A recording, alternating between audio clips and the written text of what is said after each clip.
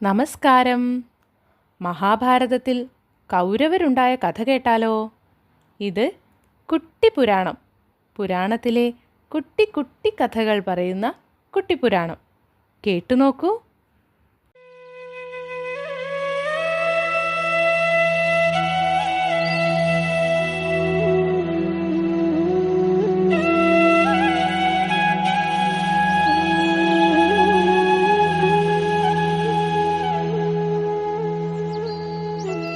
ഒരിക്കൽ വിശപ്പും ദാഹവും കൊണ്ട് ക്ഷീണിതനായ വ്യാസൻ ഗാന്ധാരിയുടെ അടുത്തെത്തി.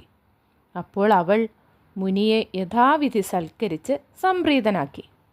ഭർത്താവിൽ നിന്ന് 100 പുത്രന്മാരുണ്ടാകട്ടെ എന്ന് അദ്ദേഹം ഗാന്ധാരിക്ക് വരം കൊടുത്തു. ഗാന്ധാരി ധൃതരാഷ്ട്രരിൽ നിന്ന് ഗർഭിണിയായി. 2 വർഷം കഴിഞ്ഞിട്ടും പ്രസവിക്കാത്തതിനാൽ ഗാന്ധാരിക്ക് വളരെ വിഷമമായി. ഇതേ സമയം കുന്തിക്ക് ഉദയസൂര്യനെ പോലെയുള്ള ഒരു മകൻ ജനിച്ചു. ഇതറിഞ്ഞ് സങ്കടം വർദ്ധിച്ച ഗാന്ധാരി കട്ടിയായി അനക്കമില്ലാതിരിക്കുന്ന തൻ്റെ വയറ്റിലേക്ക് ആഞ്ഞടിച്ചു. അപ്പോൾ ഇരുമ്പ് പോലെ കട്ടിയായ ഒരു മാംസപിണ്ഡം പുറത്തു വന്നു. പെട്ടെന്ന് വ്യാസമഹർഷി പ്രത്യക്ഷപ്പെട്ട് എന്താണ് ഉണ്ടായതെന്ന് ഗാന്ധാരിയോട് ചോദിച്ചു. ഗാന്ധാരി താൻ ചെയ്ത കാര്യങ്ങൾ പറഞ്ഞു. തൻ്റെ വാക്കുകൾ ഒരിക്കലും അസത്യമാവില്ല എന്ന് പറഞ്ഞ് വ്യാസൻ 100 കുടങ്ങളിൽ നെയ്യ് നിറച്ചു കൊണ്ടുവരാൻ പറഞ്ഞു. എന്നിട്ട് തണുത്ത വെള്ളം കൊണ്ട് മാംസപിണ്ഡം നനച്ചു. ജലസ്പർശമേറ്റപ്പോൾ മാംസപിണ്ഡം 100 തകർന്നു. ശരിക്കും 101 കഷ്ണങ്ങളായി വേർതിരിഞ്ഞ മാംസപിണ്ഡം ഓരോന്നെടുത്ത് ഓരോ കുടങ്ങളിലാക്കി രഹസ്യസ്ഥലത്ത് സൂക്ഷിച്ചു വെച്ചു. കാലമെത്തിയ ശേഷമേ കുടങ്ങൾ തുറക്കാവൂ എന്ന് ഗാന്ധാരിയോട് പറഞ്ഞ് വ്യാസൻ ഹിമാലയത്തിലേക്ക് പോയി. ആ കുടങ്ങളിൽ നിന്ന് ക്രമപ്രകാരം ദുര്യോധനൻ തുടങ്ങിയവർ പിറന്നു.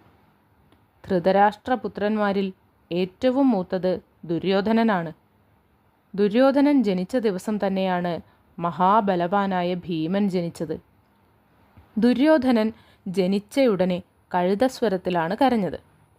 ഈ സ്വരം കേട്ട് കഴുത എതിർസ്വരമുണ്ടാക്കിയത്രേ.